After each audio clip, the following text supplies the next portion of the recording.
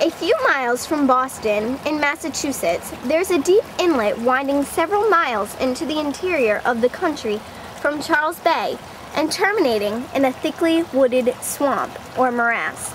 On one side of this inlet is a beautiful dark grove. On the opposite side, the land rises abruptly from the water's edge into a high ridge on which there grow a few scattered oaks of great age and immense size. Under one of these gigantic trees, according to old stories, there was a great amount of treasure buried by Kidd the pirate. The inlet allowed a facility to bring the money in a boat secretly at night to the very foot of the hill. The elevation of the place permitted a good lookout to be kept, that no one was at hand, while the remarkable trees formed good landmarks by which the place might easily be found again. Moreover, that the devil presided at the hiding of the money, and took it under his guardianship. But this, it is well known, he always does, with buried treasure, particularly when it has been ill-gotten. Thus begins the story of the devil and Tom Walker. Dun, dun. In the year 1727, when earthquakes were prevalent. Alright, well, I'm off. Okay, bye. Have a nice day. Why are you always taking my money? Do not speak to me like that. Alright. One day, Tom decided to take a shortcut through the woods. And then he took refuge on a fallen hemlock.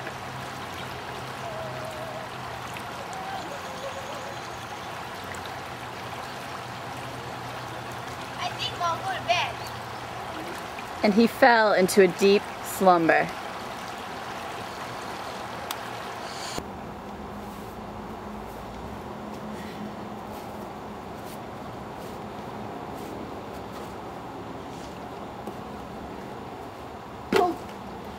Let that skull alone.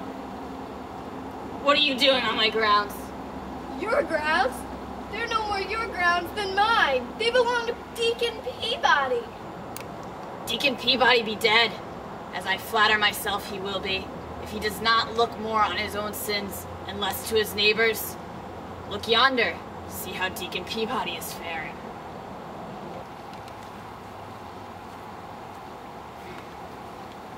This one says Deacon Peabody, and this one says Crown Shield, the one that was just cut down. He's just ready for burning, you see.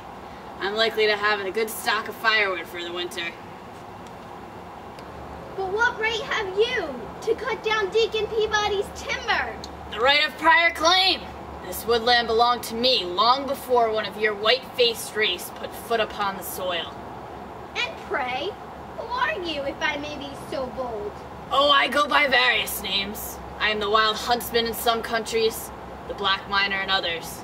In this neighborhood, I am known by the name of the Black Woodsman. I am he to whom the red man devoted this spot, and now and then roasted a white man by way of sweet-smelling sacrifice.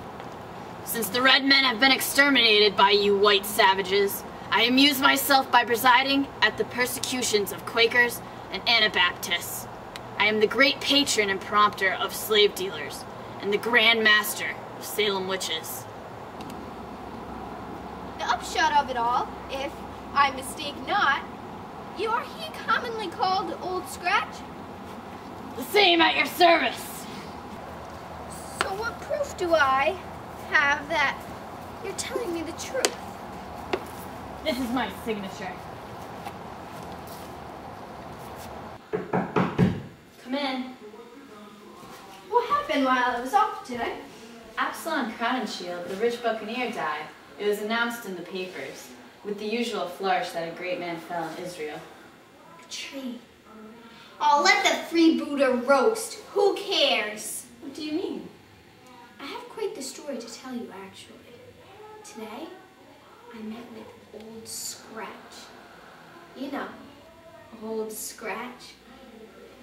And he told me about a hidden treasure.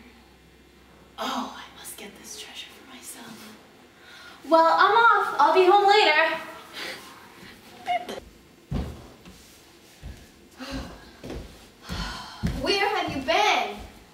see the black man, but he was sulky and he would not come to terms. I'm going to see him again tomorrow evening.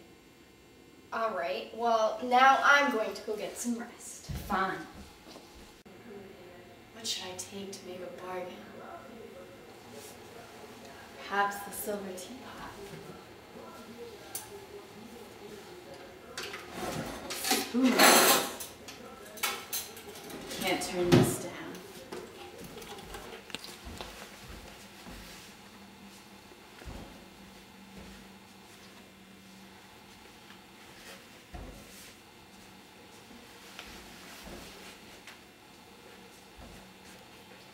It's already the next day. Where is my wife? The teapot is missing. If she took, and all the spoons, I must go find my wife.